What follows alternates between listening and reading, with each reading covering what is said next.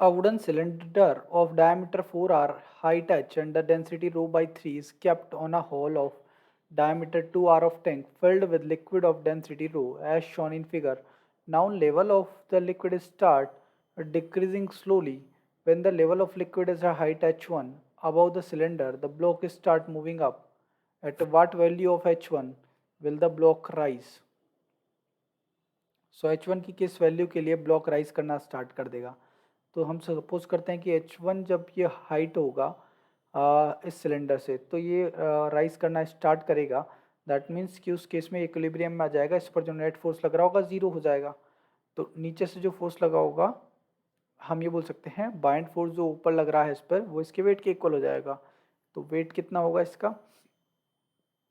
अब देखो, हम यहाँ पे बोला गया है वुडन सिलेंडर जिसका डायमीटर कितना है, यहाँ पर हमारे पास 4r है। ठीक है, डायमीटर हमारे पास इसका 4r है और हाइट हमें दी गई है ना।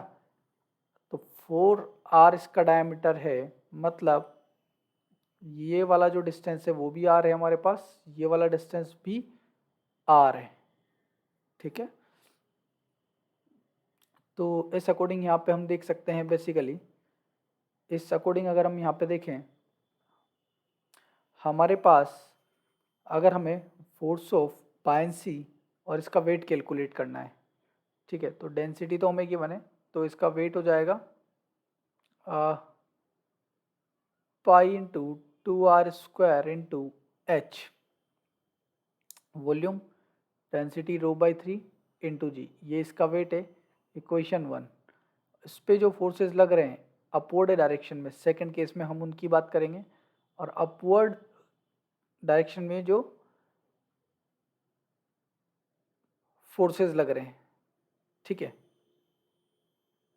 वो हमारे होंगे ऊपर से जो प्रेशर लग रहा है और नीचे से जो प्रेशर लग रहा है, वो हमें कैलकुलेट करना है। तो नीचे जो प्रेशर होगा रो जी एच प्लस H1, और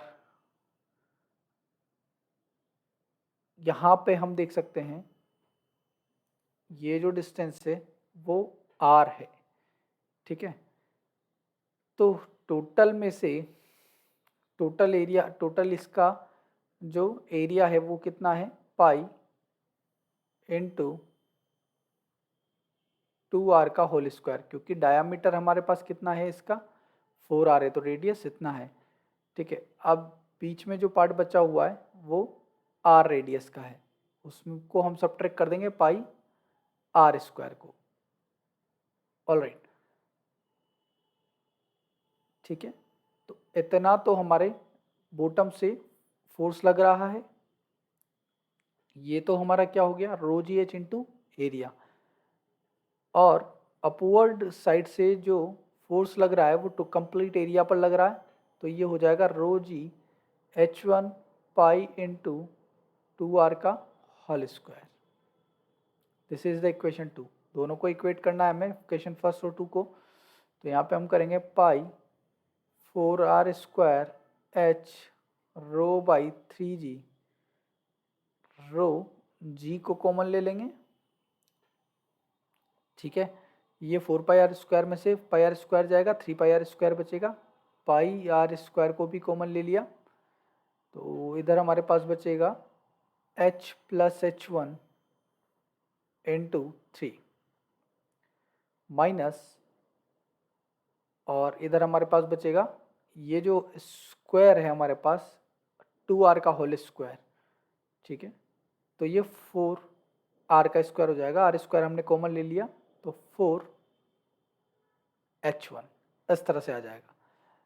पाई r² से पाई r² जाएगा, ठीक है, जी से जी भी चला जाएगा, रो से रो भी चला जाएगा, तो हमारे पास बचा h/3, और इधर बचेगा हमारे पास 3h plus 3h1 minus 4h1, तो ये हो जाएगा हमारे पास h/3 it is equals to 3h minus h1, और h1 की वैल्यू कैलकुलेट करनी है, तो ये आ जाएगा 3h माइनस h/3, तो एलसीएम आएगा 3, सो 9h माइनस h, और ये आ जाएगा 8h/3, 8h/3, ठीक है।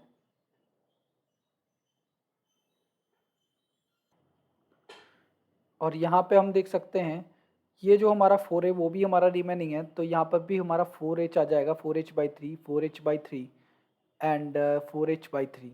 सो इस अकॉर्डिंग यहाँ पे हम देख सकते हैं यहाँ 9 माइनस, ये हो जाएगा हमारा 9 minus 4h/3 that is 5h/3, और फाइनल आंसर होगा हमारा सी। आई होप आप लोगों को समझ में आ गया होगा। Thank you.